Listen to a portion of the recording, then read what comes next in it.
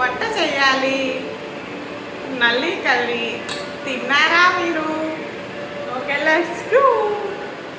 ఏంటక్క మరి నువ్వు తిల్లి కర్రీని నల్లి కర్రీ చేసినావు అని మాత్రం అనుకోకండి. జర ఫ్లోలో ఎగ్జైట్మెంట్లో వచ్చేసింది.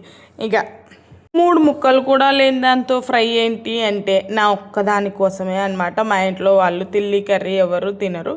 ఇక దాన్ని ఎలా చేసుకోవాలంటే తిల్లికి పసుపు, ఉప్పు, కారం, అల్లం వెల్లిపాయ పేస్టు, ధనియాల పొడి, కొన్ని ఉల్లిగడ్డలు, కొంచెం కొత్తిమీర కలిపి ఒక 5 నిమిషాలు మ్యారినేట్ చేసి పక్కన పెట్టండి. ఇప్పుడు స్టవ్ ఆన్ చేసి తిల్లికి తగ్గ కొంచెం ఆయిల్ వేసుకొని ఆ తిల్లిని అందులో వేసి కొన్ని వాటర్ వేసి అలా మంచిగా ఫ్రై లాగా కానివ్వండి. వండుతుంటేనే స్మెల్ సూపర్ వస్తుంది అనమాట. తిల్లిని ఇష్టపడే వాళ్ళు ఓసారి ఇలా ట్రై చేసి చూడండి, చాలా బాగుంటుంది.